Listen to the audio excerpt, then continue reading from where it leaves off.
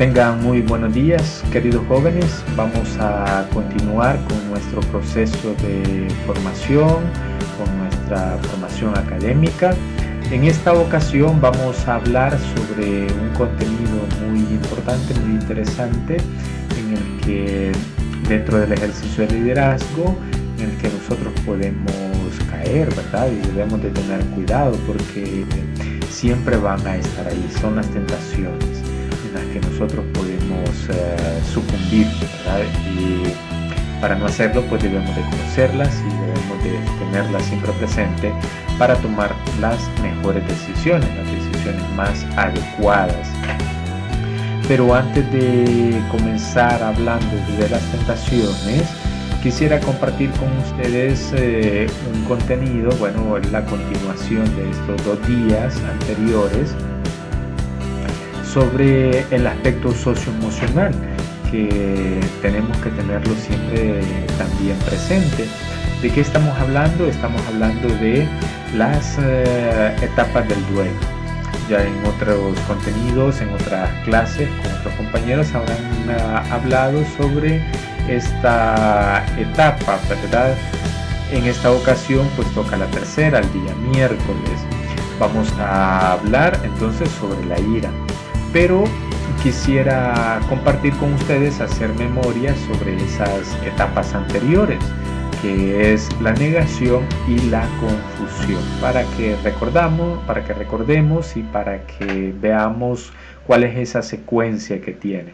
En la primera decíamos que la negación es ese espacio, ese momento en el cual nosotros recibimos esa noticia, ¿verdad? Recibimos esa noticia. Acordémonos que estas etapas del duelo no necesariamente se van a dar cuando nosotros recibimos la noticia de un deceso de una persona, sino que estas etapas del duelo también se van a experimentar en otras circunstancias, como por ejemplo en la ruptura de una pareja, en la pérdida de algún objeto que sea emocionalmente grande para nosotros, que tenga esa fuerza emocional, sentimental para nosotros. Entonces ahí se va a dar esa etapa del duelo. O también podría ser cuando se da una ruptura de esa relación de noviazgo que se mantiene, que obviamente no se esperaba, que no se tenía programado de esa manera, pero se da. Entonces también sufrimos ese duelo en esas circunstancias. Entonces no necesariamente vamos a hablar de duelo aquí cuando nos refiramos o cuando nos referimos a el fallecimiento de una persona, sino en otras circunstancias también, para que también lo tengamos presente, ¿verdad? Si hay una ruptura de un vínculo de amistad, cuando hay una ruptura de un vínculo de pareja o de un vínculo de noviazgo, entonces también podemos experimentar esas etapas del duelo. Cuando perdemos algo que tiene un valor muy sentimental, muy emocional para nosotros, también experimentamos esas etapas del duelo. Pues bien, les decía que la primera es cuando nosotros recibimos esa noticia, ¿verdad? Y nosotros nos negamos o nos resistimos a creerla. Entonces, obviamente expresamos nosotros esa frase donde no puede ser verdad, decimos esto no puede ser verdad, o cómo ha podido suceder, no es justo que suceda eso. Esa es la etapa de la negación, cuando nosotros negamos esa situación. ¿Y por qué lo hacemos? No lo hacemos porque queremos, no, sino que ese es un mecanismo de defensa que nuestro cuerpo ha creado ante esa situación para soportar esa carga emocional fuerte que está experimentando nuestro cuerpo. Imagínense qué increíble es nuestra mente, nuestro cuerpo, que ante esa situación, ante esa realidad, crea ese mecanismo de defensa para protegernos, ¿verdad? Esto no quiere decir que sea malo, ¿no? Nos protege a nosotros, porque si no utilizara ese mecanismo de defensa, entonces nosotros caeríamos en un estado sumamente crítico. Entonces el cuerpo lo hace para protegerse. Esa es la primera etapa, la etapa de la negación. La segunda es la confusión. Es cuando se experimentan ya ese tipo de emociones, de sentimientos, pero en este caso son negativas esas emociones y esos sentimientos. Y eso lo que genera en nosotros es una confusión. Entonces la persona comienza a cuestionarse, piensa en lo que ha realizado y considera que lo ha realizado quizás mal o que él es el culpable. Comienza a cuestionar muchas cosas, y esto lo que hace es genera confusión en la persona. Y el tercero es la ira. La ira pues es obviamente esa emoción, ese sentimiento que nosotros tenemos y que lo expresamos en resentimiento. Y es así pues que la búsqueda de los responsables se atribuye a esta etapa. Imagínense si nosotros hemos perdido un objeto que es sumamente valioso para nosotros. Nosotros tratamos de buscar responsables. No puede ser, se me ha perdido, lo he extraviado, me lo botaron. La primera etapa, la negación. Luego viene la confusión, que es la segunda etapa, cuando he perdido ese objeto muy valioso. Entonces hay muchas emociones en nosotros negativas. Es que él quiere hacerme daño, es que él busca esto, busca crear esto. Sentimientos negativos que van a distorsionar la realidad, porque puede ser que esta persona tomó ese objeto, lo botó o lo regaló pensando en que nosotros ya no lo utilizábamos, o pensando en hacerle bien a la otra persona, no mal a nosotros, ¿verdad? Entonces distorsiona la realidad. ¿Y qué es lo que sucede? Bueno, que viene esa etapa de la ira. Entonces nosotros buscamos ese responsable o buscamos un culpable, ¿verdad? Ante esta situación. En muchas ocasiones estos culpables nosotros los buscamos cuando es el fallecimiento, los buscamos quizás en la religión, en Dios, en ese ser, y decimos por qué él hizo esto o por qué tomó esta decisión. Entonces comenzamos a sacar esos sentimientos negativos de esas etapas anteriores, ¿verdad? Por medio de un resentimiento. ¿Y eso qué es lo que genera en nosotros? Eso genera en nosotros una frustración. Nosotros nos sentimos frustrados. ¿Por qué? Porque esa situación es irreversible. Ya no podemos hacer nada ante esa situación. Entonces nos sentimos frustrados. ¿Y qué es lo que va a pasar? ¿Qué es lo que sucede? Bueno, que como nosotros no vemos que hay una solución posible ante esa situación, nosotros proyectamos ese sentimiento negativo, ese resentimiento, esa ira, lo proyectamos hacia nuestro entorno. Y eso afecta a nuestras relaciones. ¿Por qué? Porque en nuestro entorno están otras personas, hay muchas personas. Y esas personas pueden ser personas allegadas a nosotros, nuestros familiares, nuestros amigos, personas que nosotros queremos, ¿verdad? Y esto les afecta a ellos, porque esa ira, ese sentimiento que nosotros tenemos lo expresamos hacia ellos. Y a veces lo hacemos de una forma muy inapropiada. Es por eso que debemos de tener siempre presente nosotros estas etapas del duelo, por estas distintas circunstancias o situaciones por las cuales nosotros pasamos. Y no solamente porque nosotros las pasamos, sino porque podemos ayudarle a otras personas. Cuando las conocemos, podemos ayudarle a otras personas a que superen esta situación de una forma más adecuada, más apropiada, y no de una forma inapropiada, ¿verdad? Dejándose llevar por ese sentimiento de ira, por ese sentimiento de dolor, o buscando culpables que no son. Entonces nosotros podemos ayudar en la superación del duelo si conocemos esta etapa. Bien, entonces vamos a dejarlo hasta aquí, ¿verdad? Son 3 etapas, ¿verdad? Hasta el momento que debemos de conocer: la negación, la confusión y la ira. ¿verdad? Que la ira toca reflexionar en este día, pues decíamos que es ese sentimiento que nosotros expresamos en nuestro entorno ante esa situación, a veces de frustración que nosotros sentimos. Ya es imposible retroceder en el tiempo, entonces ya no se puede hacer nada, es irreversible esa situación o esa realidad, y ese sentimiento de ira, de dolor que nosotros sentimos, se lo dirigimos en muchas ocasiones a las personas que tenemos en nuestro entorno, o si es un fallecimiento, pues a veces lo dirigimos a esa persona que ha fallecido, o a un amigo, o a otras personas, ¿verdad?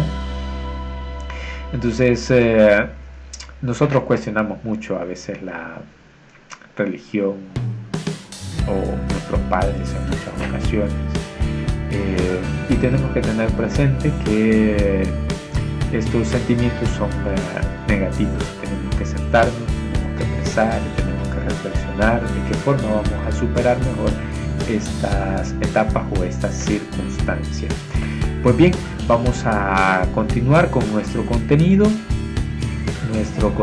Les decía, vamos a hablar en esta ocasión sobre esas tentaciones del liderazgo, sobre el ejercicio del liderazgo. ¿Y qué vamos a hablar sobre el ejercicio del liderazgo? Pues bueno, vamos a hablar de estas tentaciones que a nosotros se nos van presentando a lo largo del ejercicio del liderazgo. Pues bien, vamos a comenzar. Son 3 tentaciones del liderazgo, pero antes de comenzar a hablar sobre estas tentaciones del liderazgo, pues vamos a hacer una pequeña introducción. Y como todos sabemos, el liderazgo va a generar o va a desarrollar una enorme responsabilidad en nosotros. Todo ejercicio de liderazgo conlleva una responsabilidad. Siempre me recuerdo de esa película de El Hombre Araña, cuando el abuelo le dice a este personaje que todo poder conlleva una gran responsabilidad. Pues bien, ese es el liderazgo. El liderazgo conlleva en sí mismo un poder, y ese poder genera o tiene una gran responsabilidad. Nosotros llevamos una gran responsabilidad en el ejercicio del liderazgo, entonces debemos de tenerlo presente. ¿Por qué? Porque muchas personas van a estar cerca de nosotros, muchas personas. Y estas personas puede ser que acompañen nuestras decisiones, que aplaudan lo que nosotros hacemos, pero también habrán otras personas que van a estar cerca y van a estar atentas para censurar lo que nosotros estamos haciendo, para criticar lo que nosotros realizamos, o incluso en muchas ocasiones hasta para atacar, ¿verdad? Entonces debemos de tener claro que el ejercicio del liderazgo conlleva mucha responsabilidad, y que muchos seguidores pues obviamente van a estar de acuerdo y muchos no van a estar de acuerdo. Entonces debemos de tener conciencia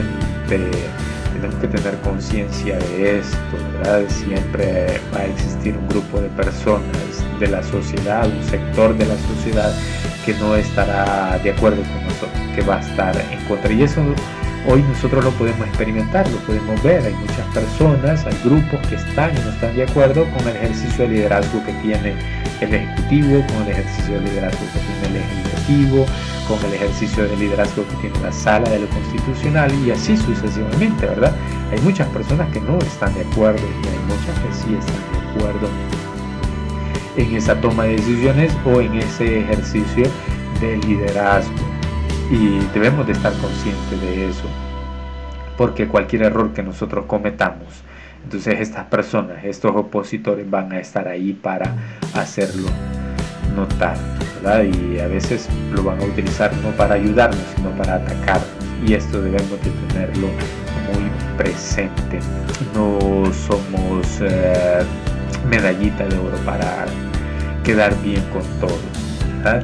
Sino que tenemos que estar dispuestos a aceptar esas correcciones que nosotros, que la gente nos haga ante lo que nosotros hemos realizado y que está mal, ¿verdad? Entonces veamos algunas de las tentaciones. Yo les he puesto 3 tentaciones porque considero que en estas 3 podemos resumir las otras, ¿verdad? Porque hay muchas tentaciones. Todos sufrimos de tentaciones a lo largo de nuestra vida. Jesús mismo sufrió tentaciones, pero venció esas tentaciones. Entonces nosotros debemos también, de igual manera, vencer esas tentaciones. Somos humanos, podemos tener tentaciones. El problema es si caemos en ella o las vencemos. Y tenemos que luchar para vencerlas. Entonces veamos estas 3 tentaciones. La primera es la tentación del poder.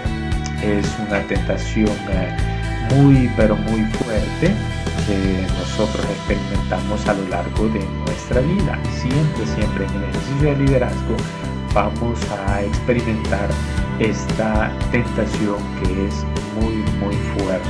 ¿Por qué? Porque el poder es un elemento inherente del ejercicio de liderazgo. Es algo propio del liderazgo. El líder siempre va a tener poder, ¿verdad? Siempre va a tener poder. El líder tiene poder, en este caso, para elegir, para decidir, para diseñar planes, para asignar tareas. Imagínense el ejercicio de liderazgo de un padre de familia. El ejercicio de liderazgo de un padre de familia obviamente conlleva asignar tareas. Tiene el poder el padre de familia para asignarnos las tareas a nosotros. Tiene el poder también para diseñar esas estrategias para salir adelante como familia. Tiene también el poder, o un político tiene el poder para decidir leyes, acciones, ¿verdad? Y así sucesivamente, para recomendar personas también, lo hemos experimentado en nuestro país, para designar tareas, trabajos, etc. Entonces ese es un poder que siempre se conlleva, ¿verdad? El ejercicio de liderazgo siempre va a tener de forma inherente el poder, siempre. Entonces, cada vez que sea mayor el ejercicio de liderazgo, mayor será el poder que va a poseer. Y estamos viendo aquí, les presentaba esta caricatura que todos hemos visto, donde se expresa ese ejercicio del poder que se busca siempre constantemente. En esta caricatura nosotros siempre vemos que es una búsqueda constante de poder. ¿Quién tiene más fuerza? ¿Quién tiene más poder? Y esa es una lucha constante que se da siempre, y se tiene el poder, pero después se descubre que hay otro que tiene más poder y busca el otro tener más y así sucesivamente. Y por eso vemos que se va convirtiendo de forma gradual esta fuerza, ¿verdad? En este personaje que nosotros vemos en la caricatura. Pues bien, ese es el poder. Y si vemos algún ejemplo, en el ejercicio de la docencia, el profesor tiene un poder dentro del aula, pero ese poder dentro del aula no es el mismo poder que tiene el director de la institución. El director de la institución tiene un poder superior al del docente. Incluso en el ejercicio del poder y del liderazgo es más grande el liderazgo y el poder que tiene el ministro de Educación que tiene el director de la institución, ¿verdad? Entonces, mientras mayor sea el liderazgo, mayor es el poder. Es un poder que siempre se mantiene, pero que nosotros lo manejamos de forma gradual, dependiendo del nivel en el cual nosotros nos encontremos. Siempre existirá una dosis de poder en el liderazgo, siempre. Entonces es por eso que el poder se vuelve una tentación. Es una tentación el poder, porque se olvida de esa razón social que se posee, que se tiene en el ejercicio del liderazgo. Se olvida de esa razón, del objetivo que posee el poder, que es ayudar a los demás, no ayudarse a uno, ¿verdad? Entonces esa es la tentación. el perder ese objetivo, esa razón social y usar esa posición que poseemos o ese poder que tenemos simple y sencillamente para beneficio propio. Entonces, esta situación de beneficiarse de ese poder lleva al líder o al ejercicio de liderazgo a corromperse, a arruinarse. Entonces, ¿qué es lo que hace? Busca su propio beneficio y lo hace por medio del esfuerzo de sus seguidores, de las demás personas. Entonces, es allí donde se corrompe, cuando pierde ese sentido social y cuando busca su propio beneficio. Entonces, ¿qué es lo que se necesita? Se necesita que el líder tenga la suficiente solidez y madurez, ¿verdad?, para manejar ese poder. Eso es lo que el líder necesita, una madurez. Entonces, si nosotros somos líderes, tenemos que buscar esa madurez para poder manejar ese liderazgo, ¿verdad?, para poder manejar ese poder, porque si no, nos podemos convertir en tiranos. Nuestro ejercicio de liderazgo se convertirá en una tiranía, así como lo veíamos en las clases anteriores. Nos podemos convertir en tiranos. Bien, ese es la primera tentación, el poder. Espero que les haya gustado la caricatura, ¿vale? Y la segunda tentación es el placer. El placer también es una tentación muy, pero muy fuerte, que nosotros experimentamos. También aquí les presento otra caricatura. Esta solamente es una imagen de esta caricatura, que también es muy conocida y que en esta ocasión vamos a utilizar para hablar de esa tentación del placer. Homero es un personaje que siempre a lo largo de toda su vida va a buscar, bueno, en este caso de la caricatura, va a buscar siempre el placer, un placer personal, satisfacer siempre sus necesidades. Siempre, ante cualquier situación, él lo que busca es su satisfacción personal, siempre. Y puede ser esta una satisfacción del gusto, de la vista, del olfato, de cualquiera, ¿verdad? Siempre va a buscar una satisfacción personal, siempre. Por eso les presentaba esta caricatura. Bueno, pues en este caso que estamos hablando del placer, sabemos que el placer significa todo aquello que hace referencia al deleite, al gozo, al disfrute, ¿verdad?, a todo aquello que pueda satisfacerme a mí, que me parezca placentero a mí. Entonces estamos hablando de una gran gama de aspectos diferentes. No solamente nos reducimos a este placer emocional o afectivo, sino que a todos esos placeres que nosotros tenemos. Hay muchas personas que reducen el placer a un aspecto emocional, a un aspecto sentimental, pero no es así. Nosotros obtenemos placer por todos nuestros sentidos, Nosotros sentimos placer después de haber consumido un buen banquete, un gran platillo que nos gusta a nosotros. Nos sentimos magnífico, ¿verdad? Bien.